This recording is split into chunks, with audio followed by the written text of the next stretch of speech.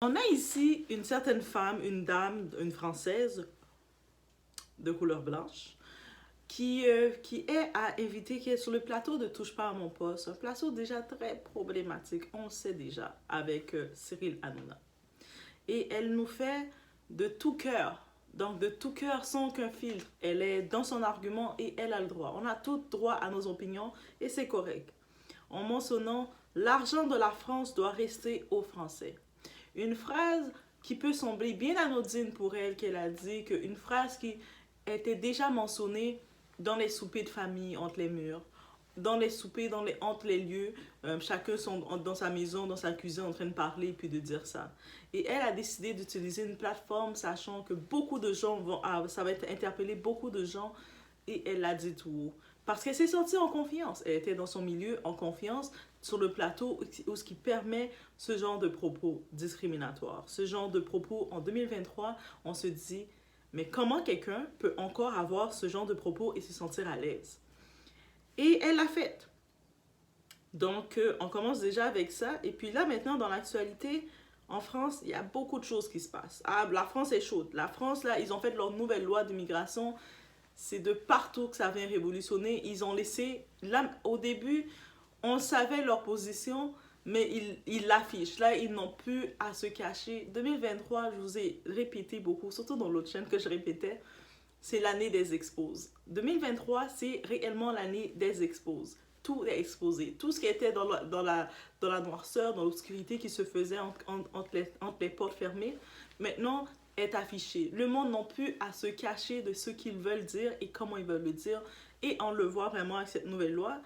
Et doit-on être choqué? Donc, sans perdre d'instant, on y va.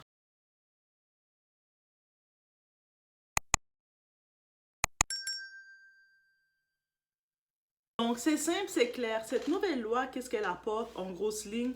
Elle retire tous les services qui étaient attribués aux immigrants, aux nouveaux arrivants de moins de 5 ans. Donc, il faut avoir plus de 5 ans et être bien enregistré légalement au pays. Sinon, au-delà de ça, s'il y avait des ressources, les ressources qu'on s'entend, c'est peut-être de l'aide à aller trouver un logement, de l'aide sociale, de l'aide à la francisation, les apprendre peut-être à s'adapter à la langue et tout ça. C'est de retirer, de couper tout le budget pour ça parce que we don't want to invest in them.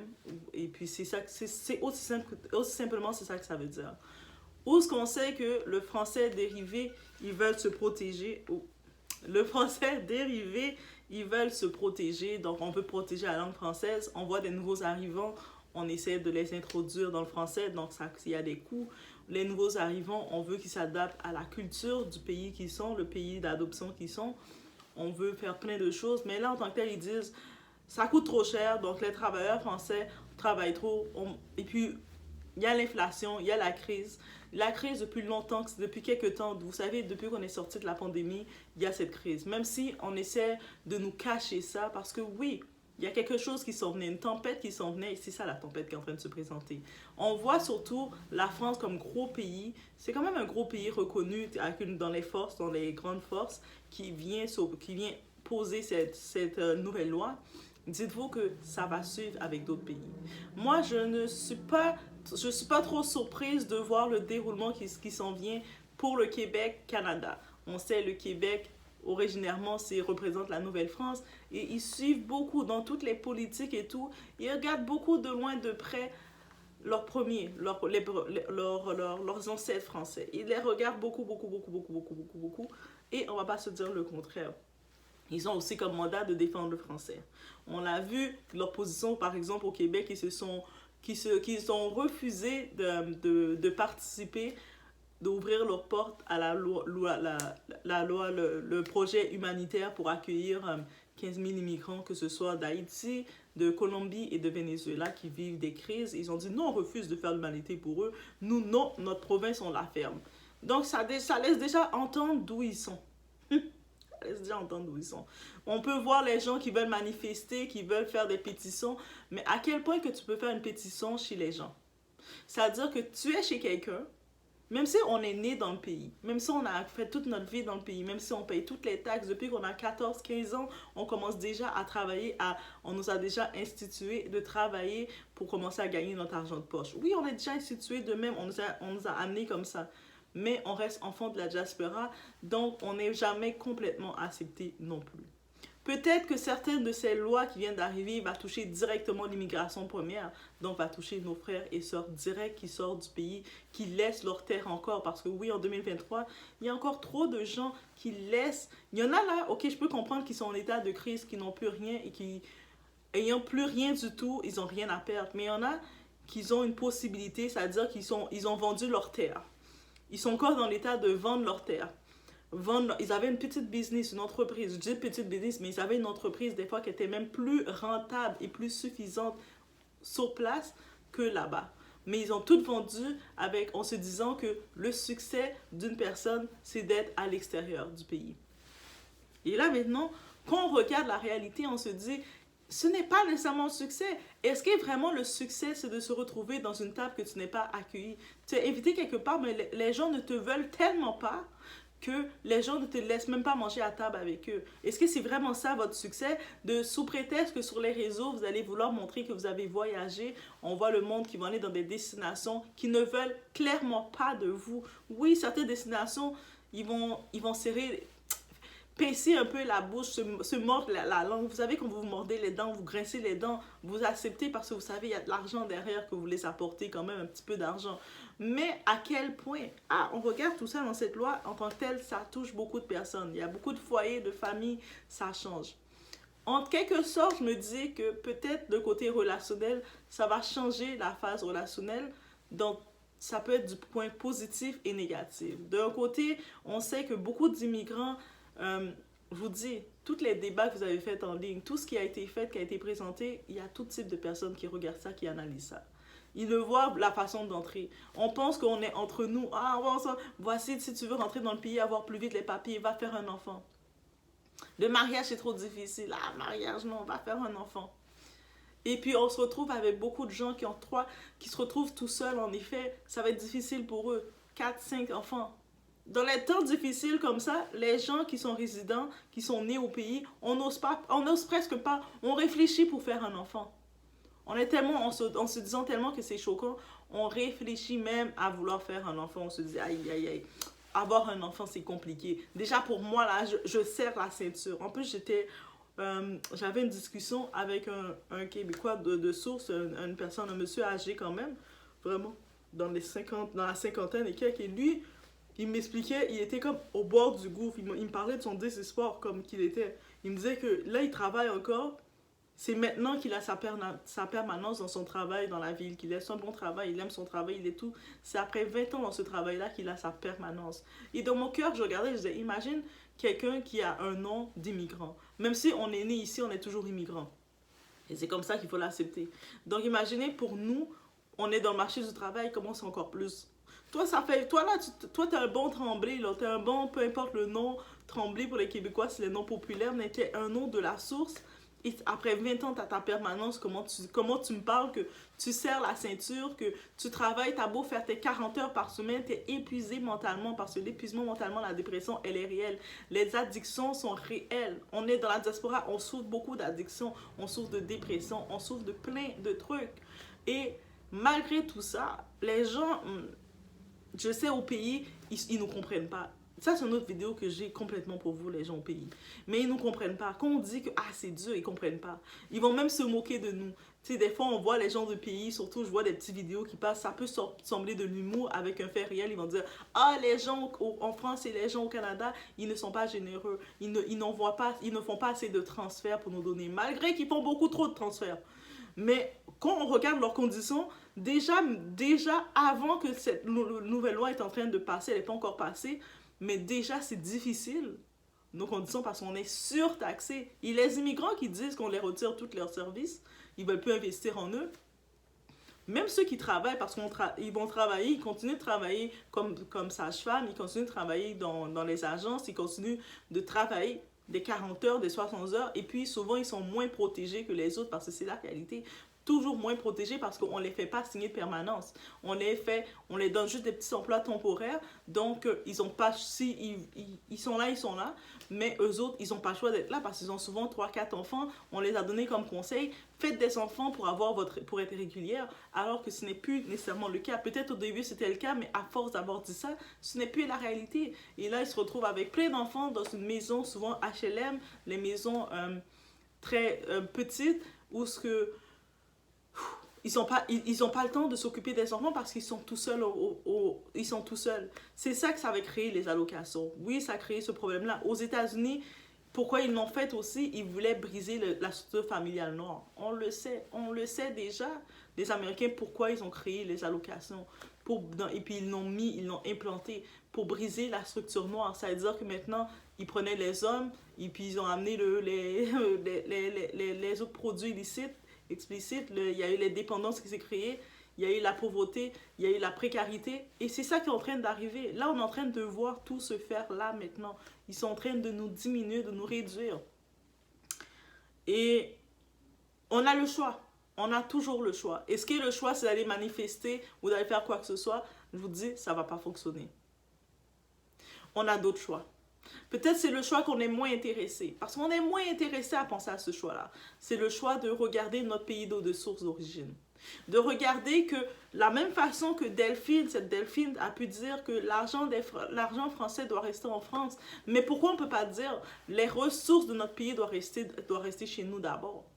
Pourquoi l'Afrique n'est pas capable de se mobiliser et dire ça? Certains, j'ai une autre vidéo qui s'en vient, mais certains commencent à le comprendre. Certains commencent à se dire, nous, on a la culture.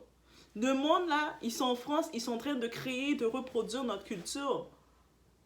On a les saveurs, on a les travailleurs, on a les richesses, les ressources humaines. C'est-à-dire qu'il y a des gens qui étudient, on est toutes qualifiés étudiants.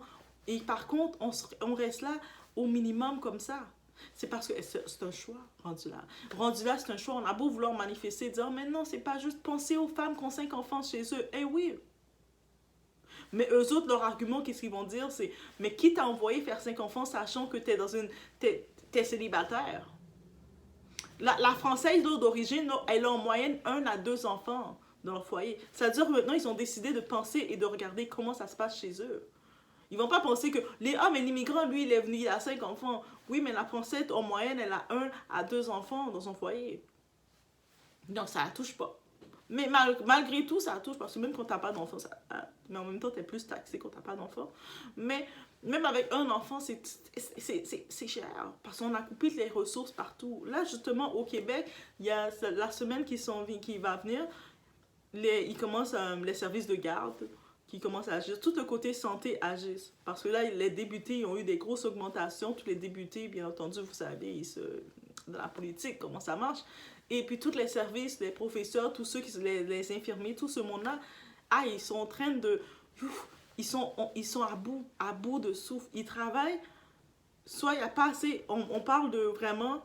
Il y a une crise, une pénurie de main-d'œuvre, mais c'est réel. Il y a une réelle pénurie de main-d'œuvre et ils sont traités de l'overtime, de la sur-overtime, et j'en passe. Bref, dans tous les cas, on regarde le tout, il faut réagir. Comment on doit réagir? Il faut commencer maintenant, que ce soit enfant de la diaspora qu'on est, que ce soit on soit né dans le pays, on soit né ailleurs, dans la diaspora, ou on vient d'arriver, on a quitté le pays, le bled, on appelle le bled, peu importe le pays d'où vous êtes, mettez le bled, mettez le nom de votre pays, on va le mettre plus simple, mais on vient on a quitté de là, et puis on a quand même des ressources là. Mais c'est sûr que nous, d'un côté, on le voit comment on est traité. Les gens du bled, là, ils le voient aussi. Les gens du pays, là, qui sont là, ils le voient, les nouvelles lois qui arrivent. Ils voient que c'est difficile. Mais ils se mettent toujours en tête de dire, mais pour moi, ça va être plus facile. C'est difficile, comment on les traite comme ça, c'est difficile. Mais nous, ça va être plus facile. Mais là, ça va être encore plus dur pour vous. Dès l'arrivée, c'est fini. Jusqu'à mes jours, je discutais avec quelqu'un du pays. La personne me disait... mais moi j'ai un ami, là, il vient à peine d'entrer, tu vois comment la vie a été faite, tac, tac, tac pour lui. Mais là, regardez les nouvelles lois qui arrivent. Ils ne veulent plus que ce soit comme ça va plus être comme ça va être encore plus difficile. Là, maintenant, le taux d'itinérance va augmenter. Parce que c'est pas correct. Ils veulent pas que ce soit comme ça. Ils se disent, la personne, c'est injuste pour la personne qui est dans le pays, qui doit voir que qu'on commence à prendre l'argent des travailleurs pour le donner à quelqu'un qui vient d'arriver, qui a quitté chez lui, peu importe ses raisons, et puis là maintenant qui commence à bénéficier de nous, qu'est-ce qu'on a travaillé pendant qu'on a 14-15 ans. Parce que oui, la différence dans les pays occidentaux, ils nous font travailler très tôt. Dès 14 ans, 15 ans, on commence déjà à faire des stages pendant les grandes vacances. Travailler pour soit des stages de gardiennage pour avoir notre diplôme pour l'année prochaine travailler. On commence déjà. Et dès qu'on a 15 ans, 16 ans et quelques, on est déjà dans des emplois où on reçoit nos petits impôts, on a tout ça, notre argent qui rentre. Eh oui, on nous habitue déjà à travailler très tôt. Donc, c'est une différence. Et c'est sûr que dans cette génération, on a pu, déjà avec toute la crise, on vit dans cette crise-là, nous. On vit dans la crise qu'on a beau travailler des 4 heures de temps, chercher un autre petit boulot, chercher des entrepreneuriats. Ah, des fois, on va se voir, hey, on est épuisé. Mentalement, on est épuisé. Pourquoi vous voyez les maladies de cœur, les arrêts de cœur, les strokes se font de plus en plus jeunes? On carbure aux boissons énergisantes. On carbure à la Red Bull. On a même l'épicerie, là, quand tu arrives pour acheter ton épicerie moyenne pour une personne seule, ça peut venir quasiment entre les 100 € facilement pour la semaine. Personne seule. Et puis ça, c'est pas l'épicerie de luxe. Tu achètes des petites choses comme ça rapides pour pouvoir tout faire ton lunch pour carburer pour la semaine. Et c'est pas la viande, tout ça. La viande, ça coûte cher. Des fois, on devient végétarien forcé. Et puis, l'argent qu'on fait, qu'on reçoit, ah, il faut payer ci, ah, il faut payer ça, ah, l'électricité. En plus, quand vous tombez dans un pays froid, vous tombez dans un pays froid et puis la saison froide dure le plus longtemps. Je vous dis, votre pluie, vous êtes au soleil, là, ceux du soleil qui sont dans les destinations de soleil, vous parlez, ah, aujourd'hui, le soleil m'énerve, vous. Ah, la pluie m'énerve. Oh oui, je comprends, ça vous énerve, je comprends. Ah, mais nous, là, quand tu comprends le chauffage, là, l'histoire du chauffage, la facture qui vient, que tu dois chauffer ta maison. Et puis c'est pour ça, des fois, les nouveaux arrivants, quand ils arrivent chez quelqu'un, et la personne, ils vont dire, ah, la personne me fait trop d'attitude. Elle me dit que je mets trop le chauffage, que je monte son électricité. Mais tu sais pas que oui, en effet, tu montes son électricité parce que cette personne-là, si elle était tout seule dans sa maison, mais quand elle travaille, mais elle n'utilise pas. Elle n'utilise pas l'électricité. Donc la maison, son électricité est chère, mais un peu moins chère. Mais quand tu rentres dans sa maison et puis elle te voit, tu es là, la maison est bien chauffée. Là, elle arrive, c'est un sauna chez elle. Parce que les nouveaux arrivants, ils ont toujours cette étape-là.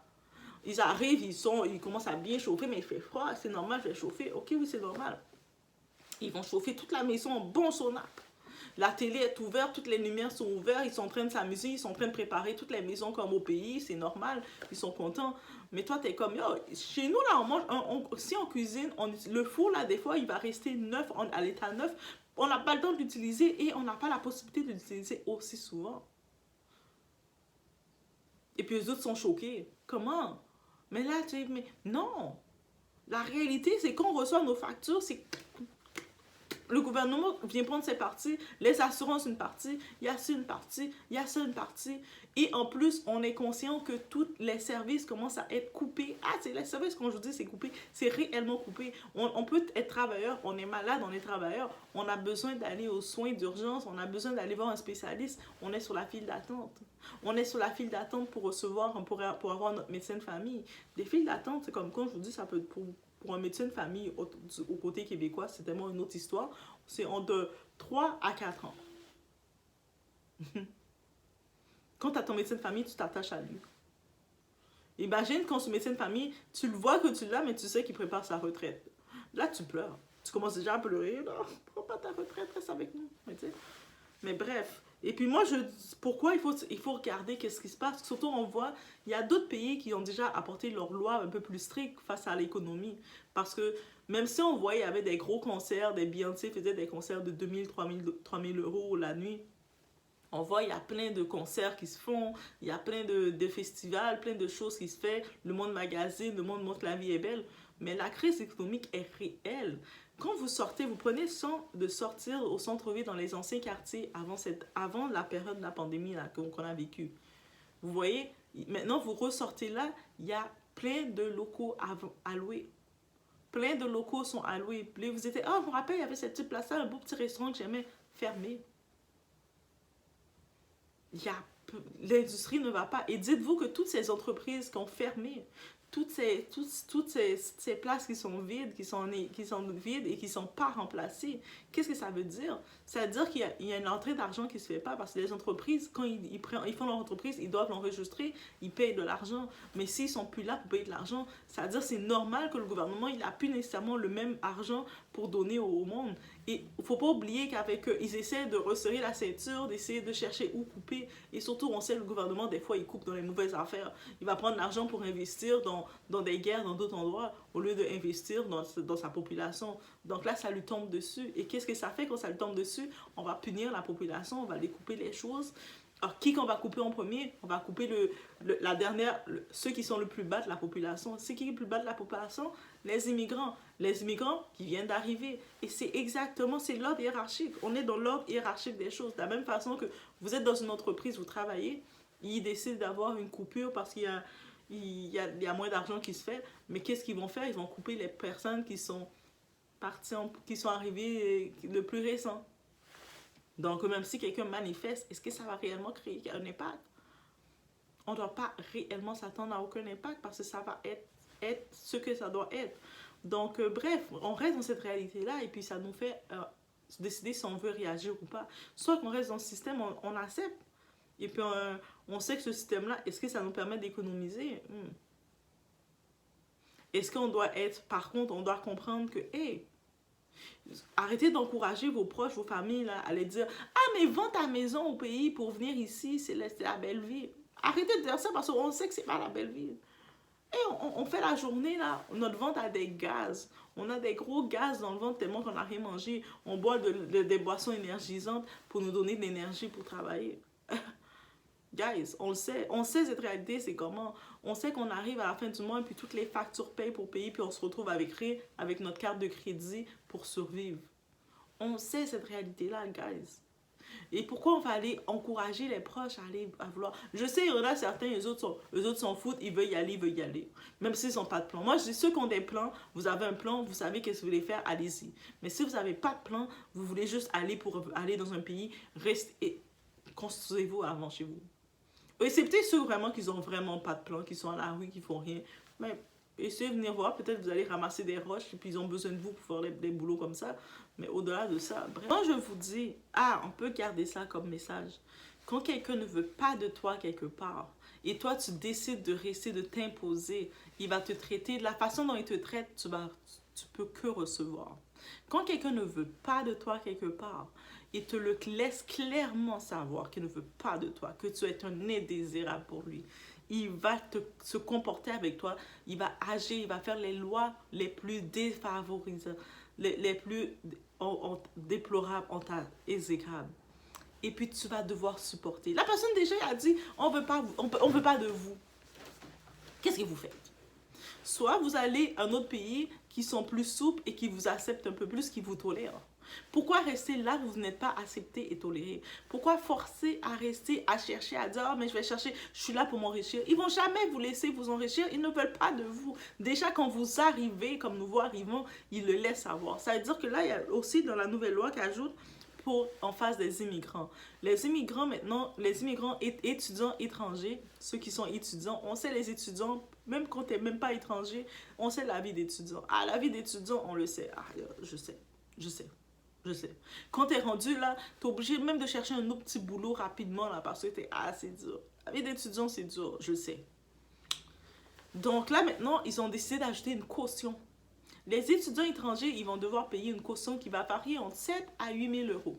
Et cette caution va être remise soit si l'étudiant, après avoir étudié, avoir payé en plus tous les frais d'étudiants d'étrangers. Là, tu viens, ta famille vont payer tous les frais étudiants pour toi parce que tu veux venir étudier chez nous, ok, tu veux le prestige, on va te donner le prestige parce que toi, tu te dis le prestige, tu n'as aucune valeur de chez toi. Tu te dis que c'est chez eux que tu vas prendre le prestige, ok, viens prendre notre prestige, tu payes le prix d'un étudiant étranger, mais tu mets ta caution.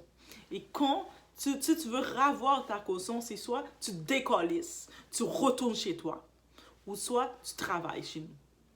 Parce que tu as étudié quand même, tu as quand même des connaissances, là, on comprend, tu as bien étudié. Donc tu as un travail, tu travailles chez nous, tu vas payer tes taxes et en même temps tu vas nous rembourser. On te rembourse la caution, mais tu nous rembourses nous la dette en travaillant. Voici, aussi simple que ça. On peut t'utiliser si tu nous es utile à 100%. Et ils sont chez eux, ils font leurs règles. Est-ce qu'on peut être fâché contre eux? Non. Ils sont chez eux, ils font leurs règles. Oui, c'est vexant, on va se dire, oh my God, mais vous êtes là, vous avez vos argents, les parents, oui, vous êtes les bourgeois dans le pays, vous avez de l'argent. Peut-être des fois, vous avez corrompu votre pays tellement vous êtes allé chercher de l'argent. Et là, maintenant, vous êtes plus confortable de laisser vos enfants au pays étudier. Donc, vous les envoyez dans les autres pays, vous prenez l'argent de la cour que vous avez vendu votre pays, et puis vous êtes en train de vous faire traiter n'importe comment. Juste sous prétexte pour retourner au pays, dire, ah, moi, j'ai étudié tel endroit. Ah oui, tu as étudié tel endroit. À quelles conditions? Ton diplôme, tu prends ton diplôme, tu vas appliquer dans les jobs dans le pays. Ah, on voit combien d'étudiants finissant, ils ont leur beau diplôme en main, ils sont en train de appliquer. Ils sont en train de appliquer sur refus. Finalement, oui, ils vont finir par avoir quelque chose. Mais après, ils vont regarder, ils vont avoir le poste junior, ils vont voir le nouveau qui arrive, qui a fait son professionnel, qui est né au pays, qui arrive, moi, c'est mon superviseur. Allô? Yeah. C'est mon superviseur, guys. Ça, c'est une réalité. Hein. Il faut le dire, la réalité. Et là, vous allez vous lever avec une certaine boule dans l'estomac. Attends, j'ai fait toutes mes études pour être le poste de junior. Et je vois le petit là qui arrive, là, qui a fait son professionnel de 12 mois, de 6 mois, et puis qui est en train de... C'est lui qui me bosse. C'est lui qui me dit, bravo, t'as fait une bonne job. Bravo, hey go, t'as fait une bonne job. Mais c'est la réalité qu'il faut aussi être conscient. C'est-à-dire que maintenant, c'est ce choix-là qui vous donne. Tu veux être chez nous, tu te conformes. C'est-à-dire que qu'est-ce que la France en fait? Ils ont décidé de mettre de l'ordre chez eux. Si maintenant vous décidez vous n'êtes pas d'accord, il y a le choix que vous avez à faire. Soit vous allez là où vous allez être apprécié, ou soit vous retournez chez vous pour aller mettre de l'ordre chez vous. C'est bien beau de venir balayer dans les rues de la France. C'est bien beau d'aller prendre tous les jobs en retail, de faire des 40 heures, des 60 heures même. Dans les jobs en retail, et sans jamais avoir aucune permanence, sans avoir aucune assurance dans la job. Pour payer les taxes, pour pouvoir dire, oh regardez, moi je suis en France, hein, je suis bien. T'es bien à quel niveau? Après, même pas 40 ans. Des fois, le monde, tu les vois, ils sont déjà tellement ravagés là, par tout ce travail-là. Un travail difficile, des temps doubles et tout. Ils sont ravagés. Ils ne peuvent même pas profiter de leur argent. Ils ne peuvent même pas passer le temps pour éduquer leurs enfants qui sont dans les rues en train de traîner. Et les enfants les regardent épuisés, regardent leur mère ou leurs parents ravagés comme ça par tout ce travail. Ils disent, moi, je ne veux pas finir comme ça. L'enfant vous regarde et vous méprise. Je ne veux pas finir comme ça. Et là, vous prenez un peu d'argent, vous essayez d'envoyer au pays, vous essayez de faire des petites vacances pour aller au pays, montrer que la vie est belle. Et dans le temps d'avant, nos grands-parents pouvaient faire ça. Maintenant, là, dans cette génération-là, on ne peut plus fake. Avec les réseaux sociaux, avec tout, on ne peut plus fake. La réalité est là. Il y a tous les programmes qui se font, on voit des nouveaux arrivants qui arrivent, le monde, ils sont prêts à risquer leur vie dans les bateaux et tout pour venir.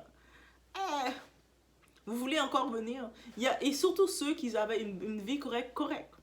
C'est-à-dire que ils avaient leur boutique, ils vivaient quand même avec l'argent de leur pays. C'était correct, ils mangent leurs 3-4 repas par jour. Ils ont même des personnels de maison. Ils ont tous leurs trucs. Et puis ils décident d'un coup de dire, je suis en train de bien vivre, mais c'est comme si je ne suis pas accompli parce que je n'ai pas voyagé ailleurs. Je vais tout vendre ce que j'ai au pays pour aller ailleurs. Et puis là, quand ils se retrouvent ailleurs, ils sont en train de tourner. De tourner comme des n'importe quoi. Et puis là, ils voient les nouvelles lois qui arrivent pour les mettre encore plus. Et en plus, on les donne les conseils. Les conseils qu'on vous donne. Les conseils qu'on vous donne. Vous dites l'entourage. Les conseils qu'on vous donne. Allez peupler, faire des enfants. Mais regardez les habitants du pays, combien d'enfants qu'ils ont dans le foyer. Un enfant, il commence déjà à faire les enfants de plus en plus tard. Donc c'est à partir de la trentaine. Parce que c'est difficile. On est en train de se préparer. Et puis plus on regarde le vie, il y a même du monde maintenant qui disent carrément, non, moi je veux plus d'enfants, c'est trop cher, le monde va mal. Ils vous le disent carrément ça. Et là vous voyez les immigrants qui arrivent, non, on va faire les enfants. Et là quand la nouvelle loi arrive, le gouvernement dit, nous là, on paye plus, on enlève l'allocation CAF, on enlève l'allocation là, on paye plus pour vos enfants. Mais qu'est-ce que les femmes de 5 enfants vont faire? Ils sont où les pères de vos enfants? Vous étiez prêts à faire des enfants avec tous les premiers va-nu-pieds qui venaient vous faire des... Mais allez les voir maintenant. Maintenant, qu'est-ce qui va se passer? Ça veut dire que ces femmes-là, qui ont des enfants, elles vont devoir aller chercher le père de chaque enfant. Peut-être que certains hommes vont vous demander des tests de paternité pour dire s'ils sont vraiment enfants. Il y en a beaucoup de ces femmes-là qui n'ont pas fait signer, qui n'ont pas fait reconnaître le père de l'enfant parce qu'elles se disaient de toute façon, j'ai pas besoin de lui. J'ai quand même l'allocation que je vais avoir. Maintenant, il n'y a plus d'allocation parce que c'était temporaire, c'était un privilège. Il faut faire la différence entre un privilège et une obligation. Le gouvernement retire ton privilège. Il dit, je n'ai plus à donner ça parce que moi, ça me coûte cher. Il y a ma population, eux autres, là, ils commencent à être à bout de moi. Donc, je dois trouver une façon, c'est vous qui allez y couper. Et ça, c'est ça la nouvelle loi que je tenais à dire. Donc, laissez-moi savoir, vous, qu'est-ce que vous en pensez. Si vous êtes en France aussi, peut-être vous avez de plus à rajouter. Et c'est ça. On se laisse sur ce.